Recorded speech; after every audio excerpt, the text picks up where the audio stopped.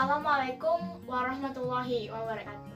Saya Nisha Fidela Fitra, kelas 5 dari UPT SDN 224 Sidomulyo, Kecamatan Bandung Bone, Kabupaten Luwu Utara. Hai semua, kembali lagi dengan aku di video pembelajaran. Nah, kali ini tetap di tema 7, tetapi judulnya berbeda. Kali ini adalah peristiwa-peristiwa kolonialisme di Indonesia. Nah, sebelum lanjut, teman-teman jangan lupa like, comment, subscribe, and share. Peristiwa-peristiwa kolonialisme di Indonesia. Ada beberapa di antaranya. Yang pertama, kebijakan sistem kerja paksa atau kerja rodi oleh Herman William Daendels. Nah, semenjak Belanda jatuh ke tangan Prancis pada tahun 1795, Belanda diubah namanya menjadi Republik Batal yang dipimpin oleh Louis Napoleon. Pada tanggal 1 Januari tahun 1808, Louis Napoleon mengutus Herman William Daendels ke Pulau Jawa untuk melindungi Pulau Jawa dari serangan Inggris, karena Inggris telah menguasai wilayah-wilayah kekuasaan VOC, yaitu di Sumatera, Ambon, dan Banda.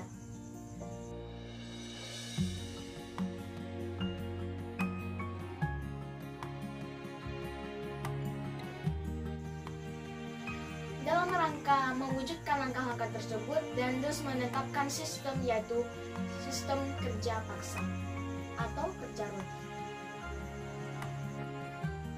Daendels merupakan penguasa yang terkenal disiplin, tegas, dan kejam, sehingga dia dijuluki Gubernur Jenderal Bertangan Besi, Tuan Besar Guntur, dan Jenderal Mas Galak. Tindakan Daendels ini bukan hanya dibenci dengan rakyat Indonesia, tetapi ternyata tindakan Daendels ini dibenci warga Belanda juga. Karena apa? Karena Daendels menjual tanah-tanah penguasaannya kepada pengusaha swasta asing. Berarti Daendels telah melanggar undang-undang negara. Akhirnya Daendels dipanggil pulang ke negaranya dan diganti dengan Jenderal Jason pada tahun 1811. Peristiwa kolonialisme di Indonesia yang kedua adalah kebijakan sistem sewa tanah oleh Thomas Stamford Raffles. Setelah Inggris menguasai Indonesia, kemudian Thomas Stamford Raffles ditugaskan sebagai Letnan Gubernur di Indonesia dan memulai tugasnya pada tanggal 19 Oktober tahun 1811. Kebijakan Raffles selama memerintah di Indonesia diantaranya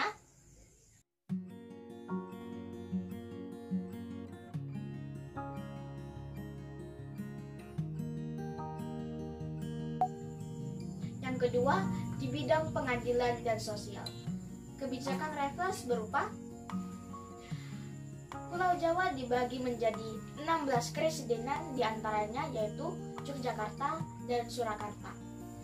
Dan masing-masing kresidenan memiliki pengadilan dan tidak atau melarang perdagangan budak.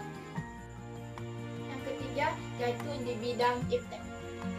Kebijakan Raffles berupa mengundang ahli penelitian dari luar negeri untuk mengadakan penelitian ilmiah di Indonesia.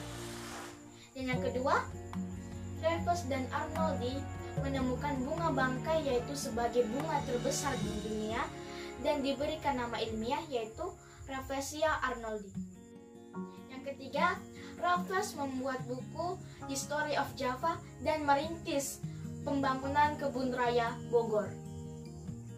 Tetapi pemerintahan Raffles ini tidak berlangsung lama, guys, karena pemerintahan Louis Napoleon di Prancis mengalami kejatuhan pada tahun 1814.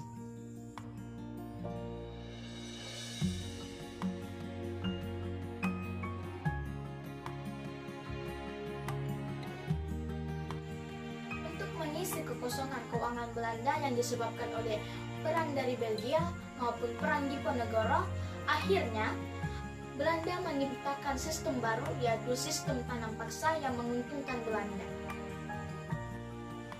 Sistem tanam paksa pertama kali diperkenalkan di Jawa, kemudian dikembangkan di daerah-daerah luar Jawa.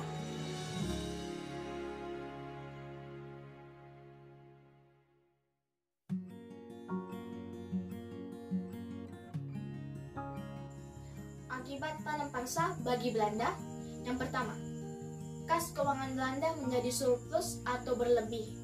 Dan yang kedua, Belanda bebas dari masalah keuangan. Dan akibat bagi Indonesia yaitu kelaparan hebat di Grobogan dan banyak lahan-lahan pertanian yang terbengkalai sehingga gagal panen, dan banyak penyakit merajalela, dan juga karena kelaparan tersebut banyak menimbulkan kematian. Nah teman-teman, itulah tadi beberapa kebijakan kolonialisme di Indonesia. Nah kesimpulannya, dengan sistem kolonialisme tersebut tidak menguntungkan rakyat Indonesia, dan itu menguntungkan pihak kolonialisme.